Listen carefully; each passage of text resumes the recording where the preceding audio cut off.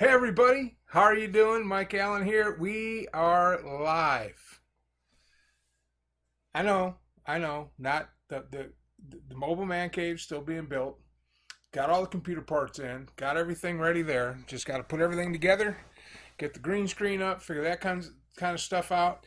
I have figured out how we can have people call in and be part of the show, so I'm pretty excited about that. And as soon as I get somebody to kind of help uh, facilitate the testing of that, maybe we'll have some of our guest hosts on next week. So that'll be fun. Uh, Lots of things happening this week outside of that. If you can tell, my beard's kind of floofy. I got a motorcycle. It's good to have two wheels under me. I didn't go out looking for a project bike, but it ended up being kind of a little bit of a project bike. Bike runs great, by the way, strong engine. It's a Yamaha Roadstar Midnight 1700. So it's a pretty big bike. It gets up and gets after it, man. It was a good ride today. I took it to class just because it was such a beautiful day here in Texas. This is my favorite time of year because it's during the daytime. It's perfect. It's low humidity. It's got that nice, that nice crispness to the air. Hi, Amy. Mark. Who's Mark? Anyway, Amy Gaines, by the way, if you go to my website, there's a link. Amy's in the comments. She is a phenomenal musician, phenomenal talent. You need to go check her out. And we're going to have some of her music. Once I get everything set up, we'll be able to pipe in music and all that kind of stuff. Her videos will be some of the videos that we play on here because she's an amazing talent and a good friend. So, where was I? See, Amy, you distracted me. You and your fiery red hair. Oh, my motorcycle. Anyway, so yeah, I got a motorcycle, and it's going to be a little bit of a project. I got to get it inspected and stuff like that. But I did take it out for a ride today, and it's got the real big, loud, angry pipes. And I didn't think it was going to be a big deal just to get some OEM pipes. They're usually about $200-300, and well, they stopped making the pipes for this bike because the bike's a 2004 Yamaha, so it's an older bike, and yeah, so I had to do some scrambling to try to find some OEM pipes that don't, sound like I'm about ready to rattle the dishes off somebody's shelf. But it's a lot of fun. I was out riding today, and that's why my beard's kind of floofy because I don't have a full helmet. And I came back, it was real floofy, and I had to brush it down a little bit. But it's getting that wind through your beard and out riding. And I took it to class today, and man, it's just good to have two wheels under me again. It's been a long time. When you ride, it's you miss it. And it was I just was going to take it to class and come home, but I ended up kind of taking the long way back, and I really it was really fun. It was fun to get back on two wheels. So, but if any of you out there ride and like to ride, uh, you know, let's get together if you're in Central Texas somewhere. Let's go do some riding, man. Let's go. I'd like to take a day trip. Uh, I used to love getting on my bike early in the morning. You get up like at 5, 6 o'clock in the morning when the sun's coming up, and you get on the road and stay off all the major highways. Just get on the back roads. Don't even get out of third gear, man. Just putter along, and you just kind of end up where you end up. And it's that freedom of riding a bike. And Amy, let's make that happen. We'll throw you on the back. We'll take a day trip or take a nice ride through the hill country or something. We can make that happen. Uh, but it's a lot of fun to have a motorcycle, and it was one of my goals after selling the house. My goals were to get a nice big fifth wheel toy hauler, which I got. I got my fireplace going right now because it cooled off. So I got that done. And plus I got an update on Crestview. I didn't put that in the description, but I'll talk a little bit about that too. Got a nice Ford F-350 Lariat truck, and I got a motorcycle. And I really got it cheap. It's about a $10,000 bike. It's a 2004 Yamaha Roadstar Midnight, and the top end retail is about 10 grand. The low end retail is about 4,800, and I got it for three. And I talked the guy down because I told him, I said, I'm going to have to work on it to get it to pass inspection. And I'm basically taking on a project, and I don't know what else is wrong with it. But after riding it today, I looked, got up underneath it. No major leaks anywhere. It's not dripping oil. It's not leaving a spot underneath it, so it's not a Harley Davidson. And so, it's just one of those things.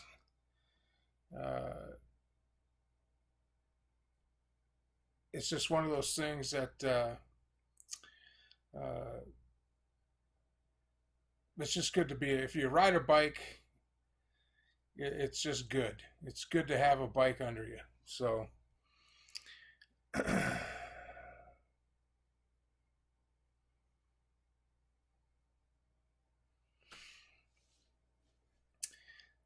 so the RV I got with Crestview, of course, sold me an RV, and I went through the whole process. And I think, it's just kind of my nature that I believe that if if you if you enter into an agreement, and if I'm a retailer and I want to sell you something, that my goal as a business is to create an experience to where the person buying something from me thinks they get the best possible price, and they do get a fair and equitable price for whatever you're buying, and that the goal of that retail business shouldn't be to sell me whatever item I'm buying that day, but to sell me another one. Have me come back, have the experience so good that I come back. Well, apparently, Crush You doesn't think like that, and I'll never go in there and spend another dime. And of course, when you're a consumer and you get lied to and you get treated like shit, and uh, you're given solutions to whatever problem that you might have that sound good on the surface, but are basically, just not equitable. You know, one of the first things he said was, "Well, bring it back, and I'll give you all your money back." And that sounds like a good thing, but he knew that I live in it, that this is my primary residence now, and I've adopted the RV lifestyle. So, to take it back and get all my money back, well, now I'm homeless. Now I got no place to go, no place to live. So, uh, I would have had to, find an apartment that could take a dog because I got Radar with me. That would have been more time off at work, which would have cost me money. I would have had to get storage to put all my stuff in. That would have cost me money. So that wasn't a viable solution for me. The viable solution would be, don't lie to me and do what you said you were going to do. But they didn't do that. And apparently it's not against the law. I thought there was some sort of fair trade act or deceptive practices or some law. And I got to digging in and looking at it, and a salesman can tell you anything they want and outright lie to you. And apparently it's your responsibility to catch them in the lie. And, I don't go into, I go into businesses giving them the benefit of the doubt that they're going to treat me fairly, that they're going to do what they say, and that I'm going to be, a return customer. And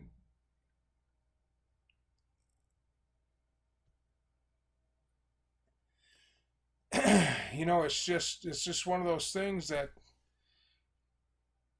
uh, you don't go in thinking that they're just going to outright lie to you like that. So yeah, so there it is. I went and paid for an inspection on my own, and they came out and inspected everything. And really, the things I was most worried about were my axles, the wheels, the bearings. Make sure the bearings are good.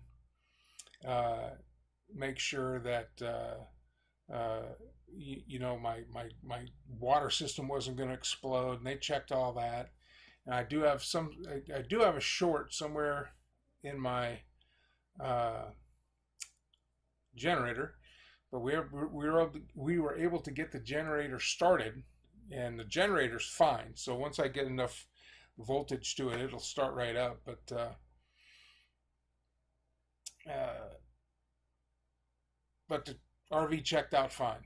So basically, I paid for what they said they did, which they could have just came back and did it, and then just fixed anything that was wrong with it. So I gotta chase down a short in my generator starter and get a new regulator for my stove, and that's it. Other than that, it's right as rain. It's a good looking RV, and it's nice, and it's big, and it'll more than hold my toy that I just bought. So I'm happy about that. So that's kind of the end of the whole Crestview thing. I'm going to get all my stuff together and probably still file with the Better Business Bureau, make sure that they get some good reviews on Yelp and all that kind of stuff to make sure that I can warn people off from walking in their doors, because they were anything but there was no customer service. So customer service was not anything that was on their list of things to do. So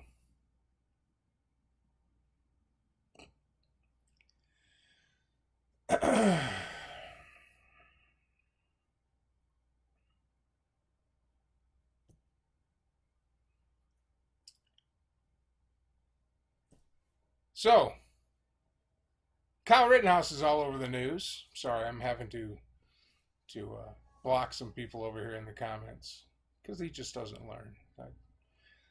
I've got the same show and the same channel, still here. Haven't gone anywhere. Actually, the only place I've gone is I've kind of moved, but still got the same channel. Anyway, Kyle Rittenhouse. That has dominated the news, and I see a lot of the comments going back and forth.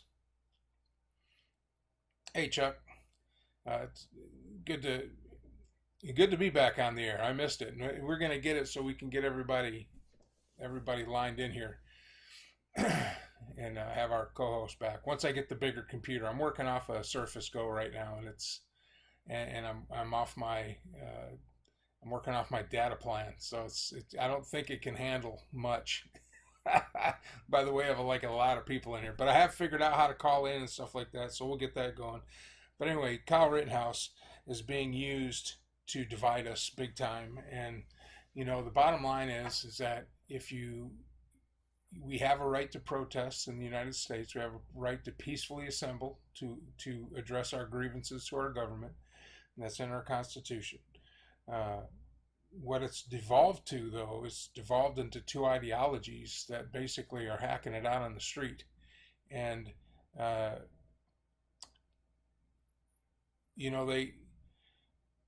they started carrying guns, doing the open carry thing. And it's not, as a gun owner and a supporter of the Second Amendment, and someone who's grew up with guns, I carry a gun at work now. When you carry a gun, it comes with great responsibility. And I think what people lose sight of is that if you strap a gun on, whether it be a concealed weapon, or here in Texas you can open carry, or if you go to a mass group situation, either it's an open carry rally, or just carrying them on on these protests, which is your right to do. There's no law that says you can't carry a long gun at a protest, but there shouldn't have to be a law. You should just think to yourself, you know what? I really don't want to shoot anybody tonight, so I think I'm going to leave my long gun at home, or at least I'm going to leave it in the car or leave it in the case. The problem is we have people out there that grew up in the the video game era, and they only think about their actions up to the point where they walk out into public with a gun. They don't think about any consequences after that. So you have a situation where uh, you have folks that are walking around with these guns, and they're not thinking. They're not thinking about the consequences. You know what happens.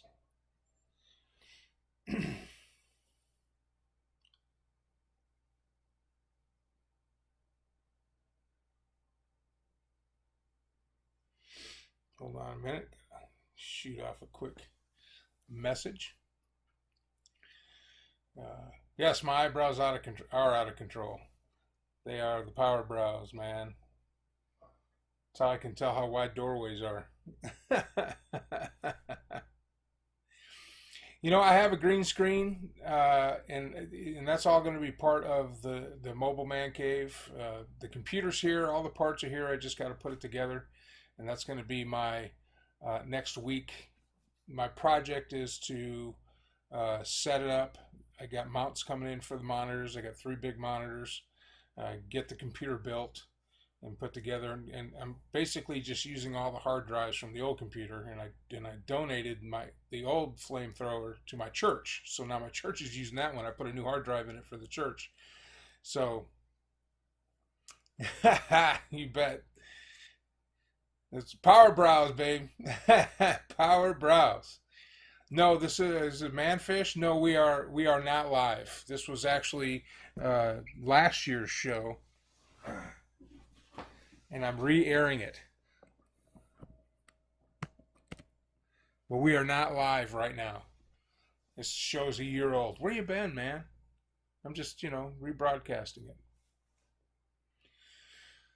it.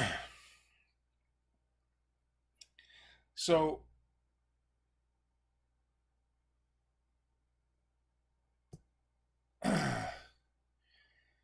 where was I? Oh, so the mobile man cave it's going to be part of the garage portion of the toy hauler. So I'm going to have room back there to uh, kind of put things together and have the way I'm going to be setting it up is the screens are going to be on a mount that I can swing up out of the way when I'm mobile, when I'm moving, and then put a little desk in there. The computer itself is going to be uh, the computer itself is going to be in a portion that's kind of it's a bunk, but I'm going to use it for storage, and I'm going to mount the computer in there and then run the wires through so that it's up there in an open area and all the fans can be going, and it's not going to make noise inside the studio. So we got some modifications I'm gonna have to do and clean up, and I took a lot of stuff out of the house with me that I have to. Uh,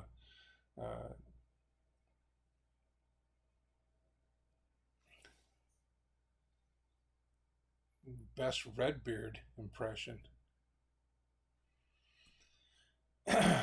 Anyway, uh, but when it's all set up, it's going to be very mobile. So I got a green screen that I can put up and put behind me, that I can take down and get out of the way when I'm not doing a show. Of course, I only do a show once a week. Now Thursdays at 8 o'clock, and then but I'll be able to set up the bathroom as a soundproof room so I can do recordings in there.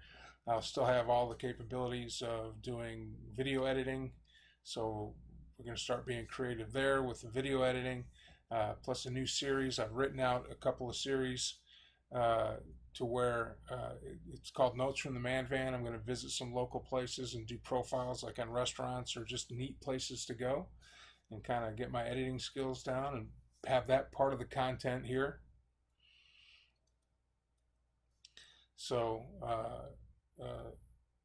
a lot of things happening, and it's been kind of slow. It was a big transition. You go from a house, you go from a 2,500 square foot house to a 600, 700 square foot trailer. It's a big change, but great people out here at the park. We just had fireworks tonight. I didn't make it down. If anybody's watching Didn't make it down to the park, but they shot off some fireworks for Memorial Day, and that was kind of nice. But anyway, back to Kyle Rittenhouse. Got sidetracked here. Kind of rambling. I guess the bottom line to that is, if you're going to carry a gun, be ready to use it, and then be ready to face the consequences afterwards. Should Kyle Rittenhouse be on trial right now? Absolutely he should be. He took the life of two people and shot a third, maimed a third. I think the guy, I don't know if the kid lost his arm, but it messed him up pretty bad. And was he justified in doing so? I don't know. I mean, would the situation have escalated to that point had he not been armed? Uh, some people lost their lives, and now it's just being politicized. And really, when it gets down to it,